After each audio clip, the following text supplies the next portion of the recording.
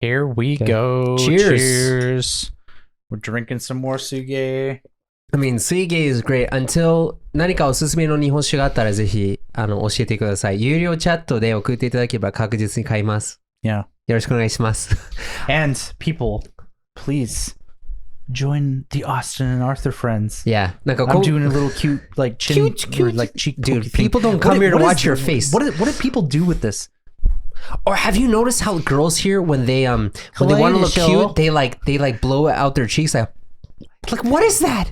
No, that's when they're like jokingly upset about something. Yeah, like mom. No, they do that too. But like, I've talked with some people about that. Anyways, we're not going to talk about that topic. We're just going down the path. ちなみにですね、We're a little drunk now. 今回の会話の英語と日本の字幕、あとはPDF のスクリプトをに興味がある方はぜひ AA Friends でアクセスできますので So if you're an AA Friends member, you can download the script for today's episode. Woo! See you there.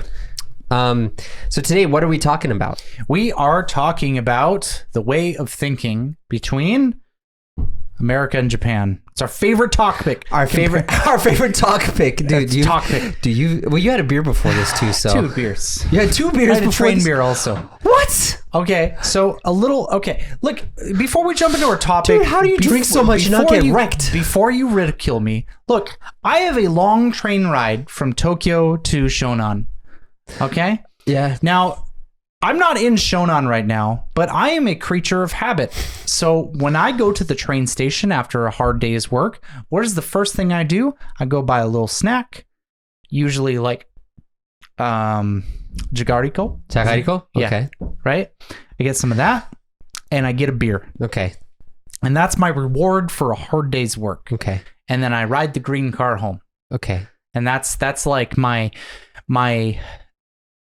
special Austin time that's like, okay, I need to shed work Austin and I need to put on the dad coat. Yeah. And, not bring work problems home. And, it's like I got to mentally prepare myself. Yeah. Right.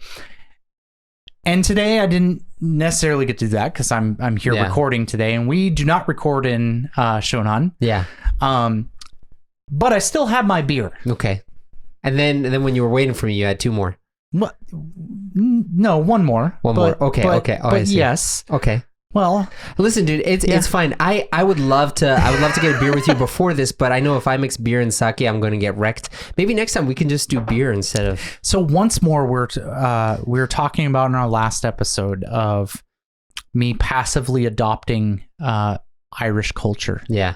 Well, drinking a lot is part of my culture. That is true. So that's true. That's just another thing. Yeah, part of my culture is drinking ouzo, and I just can't put that stuff down. So, but today though, we are going to be talking about a very general topic. So yeah, I'm gonna preface this by saying this is not all Americans.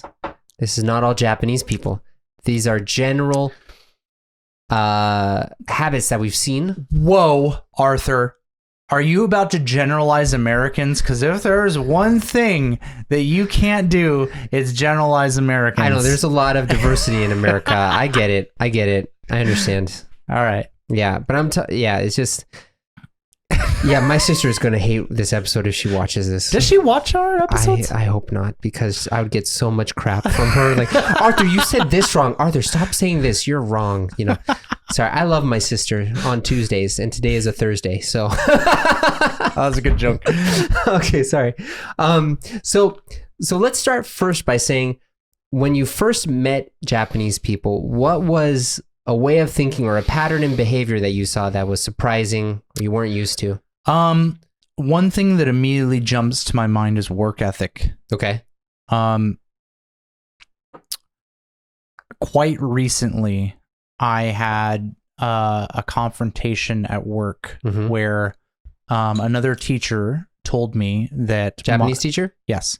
That as a man in Japan, my priority should be work.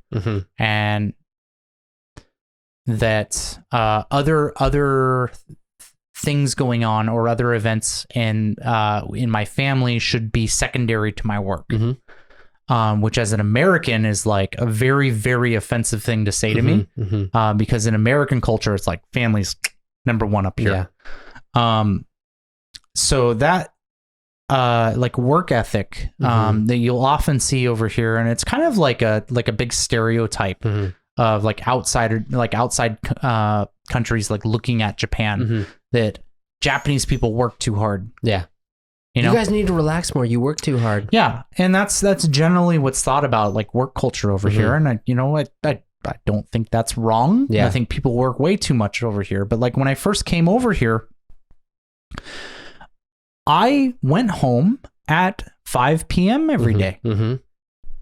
And like I got kind of confused, and like I went up to like some of my friends at the time, like my coworkers, and I'm like, dude, why are you guys staying? Let's go. Come on, it's 5 p.m. Like your contract, we work from 8 to 5 p.m. That's it. Yeah. You don't need to be here. Well, no, I need to be here because I got, and they'll come up with like some excuse for being there, right? But it's that kind of mentality that I think was the thing that I noticed immediately.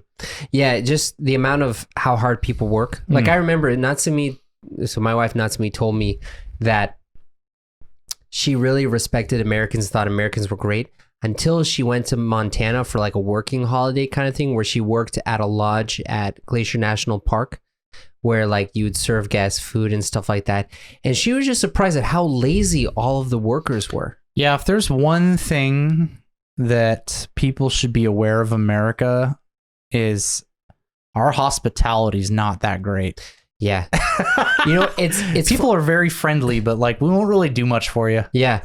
Well, what's funny, so like when I was thinking about, when I had a part-time job working in northeast of Boston, it seemed like it wasn't just me because I was young. Even people who are adults who are older than me, well, not like the people in their 40s and 50s, but I would say 30s, teens to 30s, right? Yeah.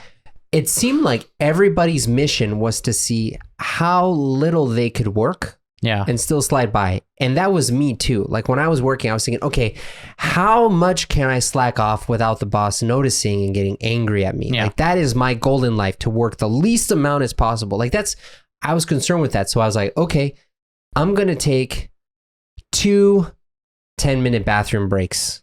No, I should do 3 4-minute bathroom breaks. That's better, you know? Like I'm thinking about this stuff, and it's like, to most people that I met here, that they would never ever occur to them to think that way. Yeah. And probably like, I don't necessarily disagree with that, but I think another way to look at it, and maybe a less negative way, is like one thing that Americans really pride themselves on is independence. Yeah, and being able to do something by yourself. So the idea of having people help you, and the idea of like thinking about assisting others is kind of like a foreign idea when it comes to Americans. It's like, what, you don't know how to do this? Like, dude, you're useless.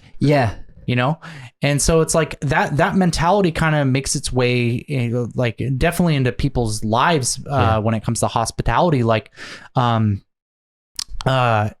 one example that I can remember is back when I was part of a homestay company. I was a program coordinator, and we would get families that would just get their high school student and then be like, hey, so it's Saturday now, and we know that you are home and you can do your own thing. And so we're going to go do something, and you can kind of just do what you want to do. And they would just leave. Yeah. Now, obviously, not every family did that, but that is something that happens. And like that happening over here in Japan, if the roles were reversed, would never happen. Yeah. Like if I was I was an exchange student, but if there was an exchange student coming over from the US to Japan and staying with a family here, the family would be catering to their every whim. Right? Whereas like American families, it's like, okay, well, we'll kind of provide the necessities and then you can just kind of figure things out. Yeah. Yeah, it's very like hands off. Yeah. That reminds me, like for me, it was kind of like a rite of passage for when I learned how to change the oil on my car. If you are a man, you should know how to change your oil. Right. Like, right. But in Japan, how many families actually change their own oil. I don't know. Yeah. Probably not many. I would right. assume, right? And then also like it's very common in my family that we would paint the walls of our houses. Oh man. Was it you that was having a conversation? Probably. We've talked about this before. I think we were talking about that. Yeah. Like, man, yeah, painting rooms. Yeah, You never see that here. Like I remember when like a little while after Natsumi and I got married and we came back to visit my family in their house. It's like we had our room, which was repurposed from another room, and they're like, "This is going to be your room. So guys, you choose the color you want." Yeah. And Natsumi was super excited because she had never painted a room in her house before. That's cute. And That's it was a like cute story. it was really exciting, you know. But that's seen as like common. Yeah. You No, know? it's not even something that like you would even give a second thought. It's Yeah. like, of course we're gonna change the color. Yeah, but it's this concept of I should do things on my own. I should be self-reliant. Yeah. I should be independent. Like my grandfather and my mom, she really idolizes her father. My grandfather, and he was really good with cars. Like he wasn't ever a professional mechanic, but he could fix anything in a car. Yeah. And that's like if you're a man, you should know how to fix a car. You should learn how to work a car, basic stuff at least. Yeah. Yeah, I definitely think that like if there's one thing that kind of sums up like the zeitgeist of American thinking. Yeah. I don't know why I'm obsessed with zeitgeist. I think I talked about that in another Well, zeitgeist episode. is a pretty cool word. It in is all a fairness. cool word. I really like that word. But if it, Do you know what it means? It's German. The spirit of the times. Oh well, there we go. Zeit means times, and Geist means ghost or spirit. Okay, you're welcome. Well, there you go, guys. We're an internationally cultured channel. Yeah. Sorry, man. It's German. I had to do that. I know. You like you're identifying as a German. I don't identify as a German, but dude, that's like my childhood right there. My first memories are in Germany, man. I mean, this is totally going off topic, but you cannot imagine how strange it is to be so familiar with a place that you feels like it's your home, but you don't understand a word of what anyone is saying there. That is the most confusing crap I've ever experienced. And like, I go to Germany and I feel that way and I don't understand. And it's very frustrating for me. You know what you need to do? You need to just go back to Seattle and just live in Leavenworth. Leavenworth is pretty nice. So Leavenworth's like this little quaint German town, and it's a delightful place. Yeah, everyone speaks English. Although they do have really authentic German food, which is really good, actually. Yeah, it is. Sorry, you were saying. But yeah, the zeitgeist of American thinking. One thing that I think is like just a really, really big part of America is, kind of like the handyman mentality, where it's like, I'm not gonna like master a trade, but I'm gonna pick up on all these little things that make it so I don't need to go to someone to do stuff. And when I really think about that, I really think of my dad. Yeah, because growing up, my dad like did everything. We never hired somebody. Oh, the bathroom broke. Guess what my dad was doing? Yeah, he might not have done a great job at it, but I'm not trying to throw my dad under the bus. I don't know if he did a good job or a bad job, but like the point is he wasn't a plumber, but God damn it, he installed that toilet. Yeah, you know what I mean? Like, we had property over in Eastern Washington, and did we hire like a contractor and an architect to design everything? No, my dad just went over on the weekend and like cleared the landscape by himself and like raised like buildings and structures and areas by himself. Like he did all of that, and he's like, he didn't go to school for anything, he just learned how to do it. Yeah. And it's like that's a common thing for Americans to do. It's like, you know what? No, screw that. I'm not going to ask somebody to do it. I'm going to figure it out. Yeah, you know, it's funny that you mentioned that because I am that kind of a personality. Like, I don't want to ask a professional. I want to do it on my own. Yeah. But I am running into the problem of, but a professional would do it way better than I would, you know? And, you know, one thing that I learned, I was watching this YouTube video about like, it was a video made by some Jewish guy talking about like why like Jewish people are like so rich or something. It's because Jewish people don't cut their own grass. They hire someone to cut their grass while they're off making their own money at their own job. They focus on what they're good at, Yeah. And it's funny because my dad is very much like that. I feel like a lot of Japanese people are like that too. Yeah. But there's like almost like in America, there's almost like this mindset of I need to be independent to the point where I'm actually making my life more difficult. Yeah. But I don't know if like Americans really see that as a bad thing. Mm-hmm. Well, I mean, of course they don't, but like, there's this kind of thing where it's just like, at least, I don't know if this mentality actually goes over to the East Coast, but I know it kind of like resides.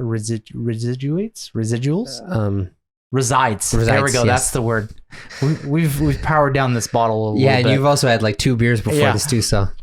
But there's this little like mentality that kind of resides over on the West Coast. And I think it comes from like the Wild West days of like, you gotta like kind of like build up this gruffness of like, yeah, things are supposed to suck. Yeah. You know what I mean? You're supposed to be suffering. Like, yeah.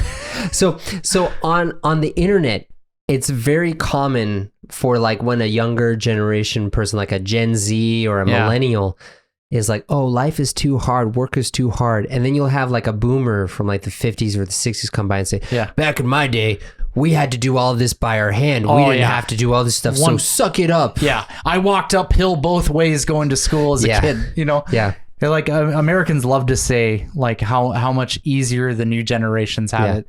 Well, I feel like a lot of this, comes from, the cultural history that we have. Did you ever grow up with stories of Johnny Appleseed and like, did you ever grow up with that? I mean, I know who Johnny Appleseed is, but like, it's not so much a thing on the West Coast. Okay. Yeah. Cause I mean, in all fairness, he did grow up on the East Coast, but like, cause my mom, she used to read me stories of Johnny Appleseed, Paul Bunyan, and oh man, what was his name?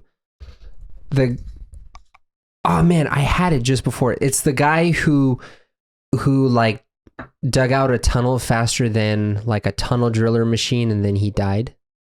Oh, I have no idea. You don't know that? No. John Henry. You've never heard of John Henry? No. Dude, okay, just listen to this. So John Henry. Is he a real person? Yeah, he's based on a real person. This is probably a myth based on him, but back when America was building railroads, they would have to dig tunnels. Yeah. And before mechanization, people dug out the tunnels by hand. It was really hard. And the story about John Henry is he was the best tunnel digger out there, right? He was also like an African-American dude, former slave guy. So you have that aspect to it too. But he was really good at digging tunnels. And there was a drill that people developed to like more efficiently dig tunnels. And all the tunnel diggers were going to lose their job. They're going to lose it to mechanization, automation, whatever. It's very relevant to today. And John Henry was like, I can dig faster than this machine. You show me. So they had a competition where John Henry would dig a tunnel and the machine would dig a tunnel at the same time. And John Henry won, but he exerted himself too hard that his heart like exploded and he died afterwards. And that's like I'm so surprised you haven't heard about this because I've read this story so many times when I was a kid. So what's the moral of the story? The moral of the story is that Americans are hard workers and they're honorable. This guy sounds like an idiot who just should have probably like, try and did like a lateral job move. Like, this guy's over here. I'm going to dig a hole with a pickaxe. But good old American East Coast spirit here. But it goes back to what you were saying, where it's like okay, I'm going to do it by myself, even if it's even if it makes my life more inconvenient. But that's not a bad thing. Yeah. It's in that same vein of thought, man. No, it is. Yeah. Dude, come on, I'm surprised you've never heard of John Henry. We're not from the same country. Dude. I have a conversation because one of my coworkers is from DC and like she tells me things that go on over in that weird place you call the East Coast, and we're not from the same country. Okay, to be fair, Washington DC is not part of the United States of America. There's no voters' rights in Washington DC. Okay, but it is though. Now you know what? On the license plate it says taxation without representation because they don't have voting rights in DC. Come on. See, that's what I'm talking about. You guys got these weird places. Like you have too many states over there. Well, in all fairness, like the state above Massachusetts where I'm from, New Hampshire, on the license plate it says "Live free or die." So that's like people love their freedom and independence, you know. Yeah. Meanwhile, Washington's like we're on a huge tangent, but we might as well just keep this rolling. Yeah.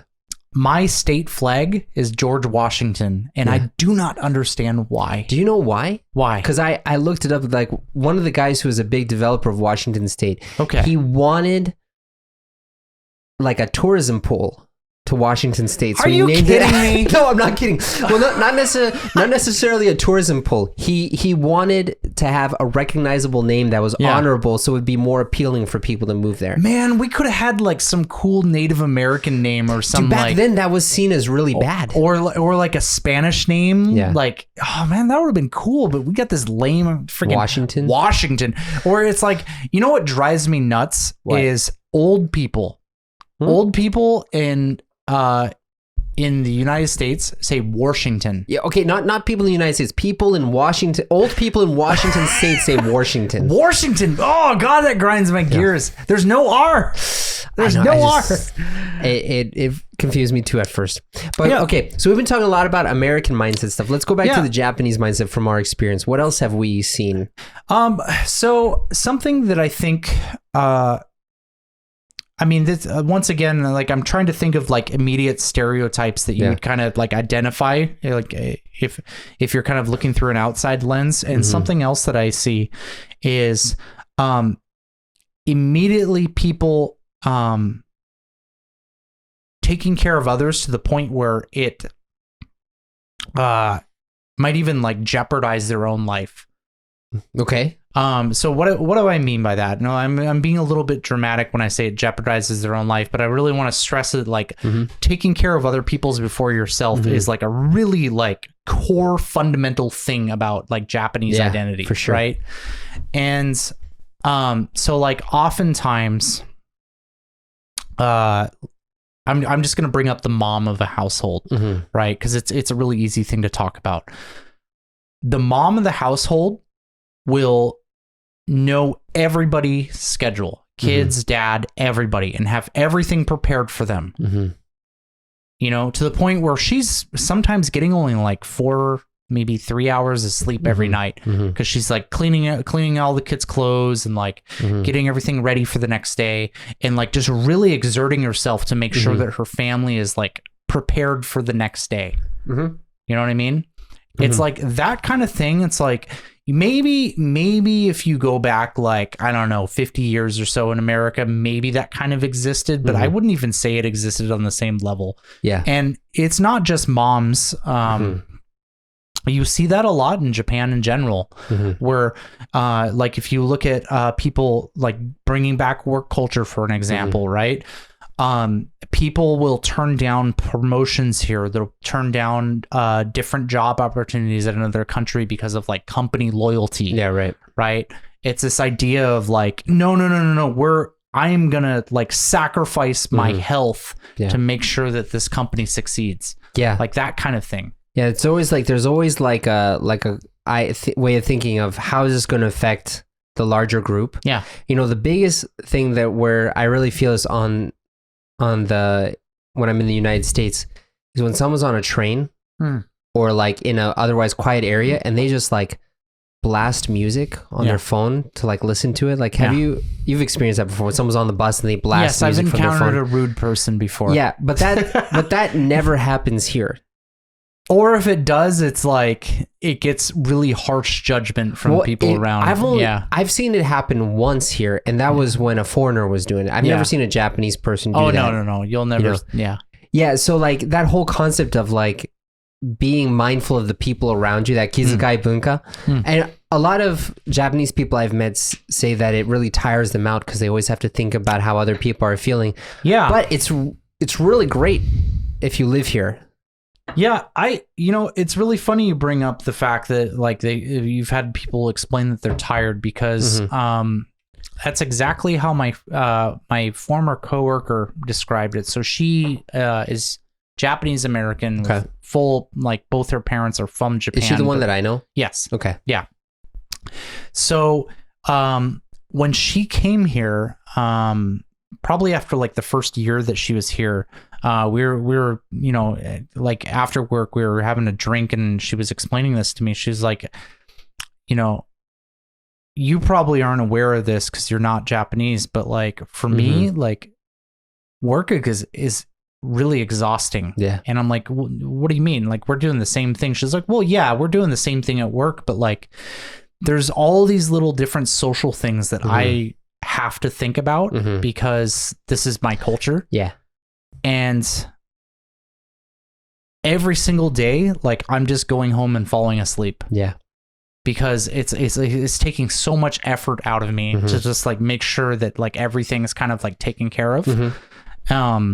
And that thing is just like that. I can't grasp that. Yeah. You know, because you and I, we have the gaijin card, you know, we're free, you know. I mean, it's true, but yeah, like I thought that, you know, just being here eventually that would kind of like seep in and like I would kind of really understand that mentality, but no. Yeah. Even after 7 years, it's like. Yeah.